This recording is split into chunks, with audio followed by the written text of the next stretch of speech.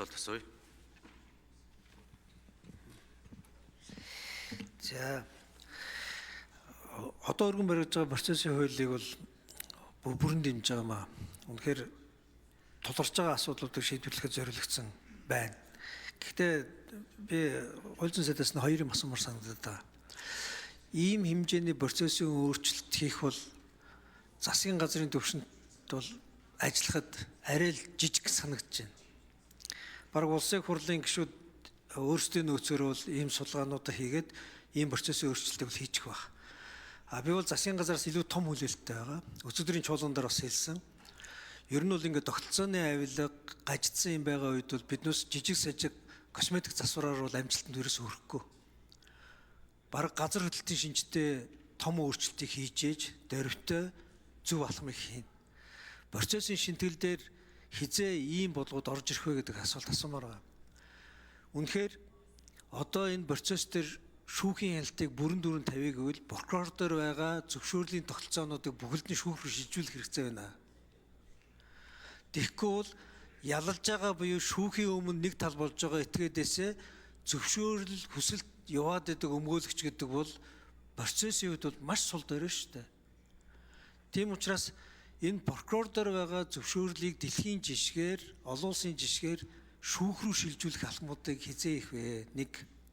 Хоёрт нь дахиад процесс дээр маш ноцтой нэг гажуудал байна. Хэрэв өмгөөлөгч прокурор хоёр хоорондоо маргаад процессын алдаа байна, нотлохоор нь хууль бусаар цуглагдж байна, энэ асуудлыг дутуу шалгалаа гэх мэтлэн маргаан явж байгаа бол энэ маргаан шүүх рүү очих ёстой. Шүүх рүү очихын тулд процессын хуулийн дээр шүүхэн урьдчилан хилцүүлэг гэдэг энэ одоо шинэ хилцүүлгийн хэлбэрийг бий болгосон. Одоо энэ хилцүүлгийг амьлуулах хэрэгцээ байна. Тэгэхгүй бол дахиад юу болж яах вэ гэхээр өмгөөлөгч прокурор хоёрын маргаан дээд шатны прокурор руу явдаг бол өөрчлөлт. Угаасаа л социализмын үед прокурорын ерөнхий ялт гэж нэг том ялт байсан. Тэгээд шүүх рүү очих ёстой процессын маргаан нь дээд шатны прокурор руу яваад ирэхээр шүүхийн маргаан дотор хажууд нь зэрэгцээд захиргааны маргаан шиг шатлсан удирдлагатай босоо прокурорын систем дотор өмгөөлөгч нар хамаг одоо хүч нөөцөө мэдлэг одоо тэр үйл ажиллагаагаа зардаг болоо хөрчлөө.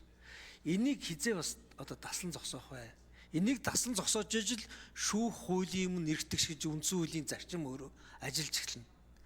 За гуравт нь дахиад одоо энэ процесс дээр одоо нэг чухал нэг зүйл бол энэ нотлох баримт бол нотлохооны онолтой холбоотой том өөрчлөлт хизээ гарах бай. Сая Норгийн мен дээр ч гэсэн гарч эхэлж байна. Юу вэ гэхээр манайх энэ Вишинский аргаас хязгаар салах юм. Хүн нээвэл хэрэг нь олдно гэдэг шиг. Нэг жижиг сэжүүрээр эхэлж үлгэж аваад тэгээ ард нь телений эргээр чамаагүй шоронд явуулах гэж оролддог. Энэ нэг процессын мөрдөн шалах үйл ажиллагааны гажиг хизээ засах бай. Шүүхийн зөвшөөрөл гэж одоо эхний зарчим нөгөө улс орнууд чинь шүүхийн зөвшөөрөл чинь хугацаатай, хүрээтэй, чиглэлтэй өгөгдөж байна. Манайх болохоор прокурорын зөвшөөрлөөр юу ч хамаагүй ороод юу ч хамаагүй одоо нээгээд тэгээ яаж иж байгаад ялалдаг юм тогтцоор орчлоо.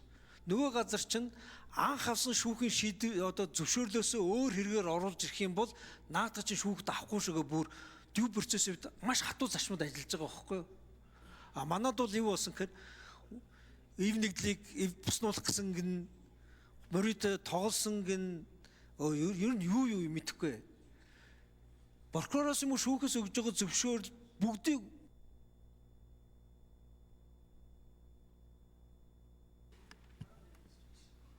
За Алтан гэрэл сайд хариулт өгье. За эрүүгээр хэн шийдвэрлэх процесс хуулийг бол бүхэлд нь зарчмын шинжтэй өөрчлөлтийг ёстой гэдэг байр суурин дээр бол адилхан байр суурьтай байна. Тэгэхдээ өнөөдөр хэлцэж байгаа зүйлүүд бол энэ косметик шинжтэй жижиг өөрчлөлт гэж бид үзэхгүй байгаа. Өнөөдөр амьдрал дээр өмгөөлөл хийгээ явж байгаа өмгөөлөгч нар үйлчлүүлэгчийн өмгөөлөх гээд хүсэлтийн тавихаар ямар үндслээр хариугаа хэлэхгүй зүгээр таны хүслийг татгалцлаа гэдэг прокурорын хариу аваад явах. Шүүхтэр хүнээ хориулахгүй гэдэг ахад шүүх нь яаж байгааг нь мэдэхгүй хорчоод тэр үндслээ хэлдэггүй байх. Хүн ямар хэрэг сэжиглэгдэж байгааг мэдэхгүй очиод юмаа үзье гэхээр тэр байцаагч нь хуруу гараараа дард суучаад үзүүлдэггүй байх зэрэг 10 гаруй маш хүндрэлтэй асуудлыг шийдэж байгаа.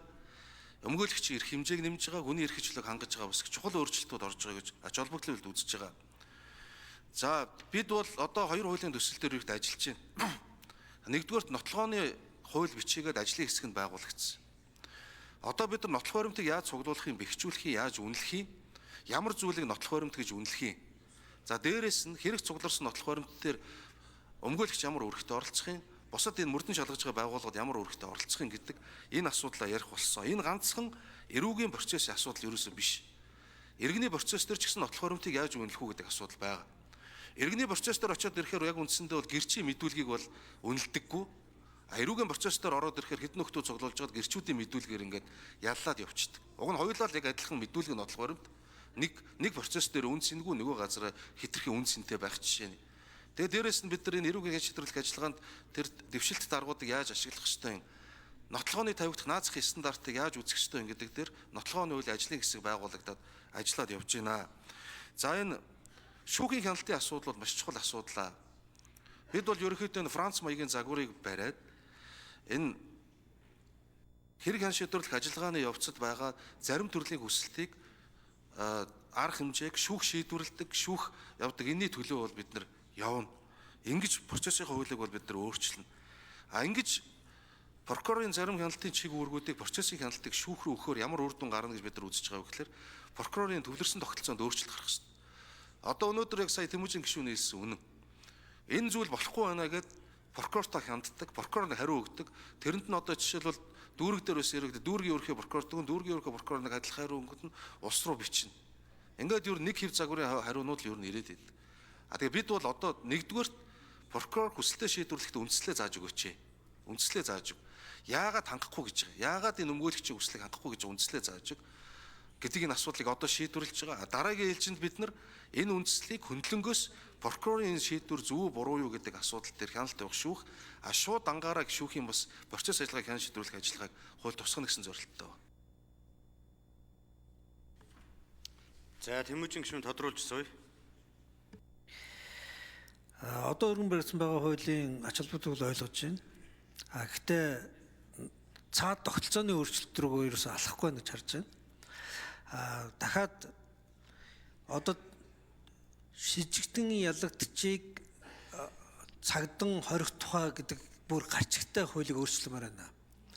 Бүр хорж байцаа гэдэг зорилготой юм хуультай яваад байна. Дасан зэрэглэх арга хэмжээг хэрэгжүүлэх тухай хууль гэж өргөтгөөд хорихоос хордгүйгээр өөр байдлаар мөрдөж шалгадаг гадуур хүнийг ингээ байлгаж байгаад эрхийг нь хязгаарлахгүйгээр үнэн бодиттой тогтоох чадвартай тэр мөрдөн шалгах үйл ажиллагаа руу шилжихгүй бол хуулийн гарчин хүртэл зөвхөн хориод үг алаад үг гэдэг шиг ийм хуультай улс ер нь алга штэ тий. Энийг хурдан оруулж ирмээр байна. Хоёрт нь нотлох баримтын чиглэлийн процессыг сайжруулж байгаатай холбоотой энэ шинжээчдийн асуудлыг бас шийдэхгүй бол манай шүүхийн шинжээчийн зориулсан хууль чинь байгуулгын хууль болчиход шүү. Тэрийг процессын хууль болгож өгөх.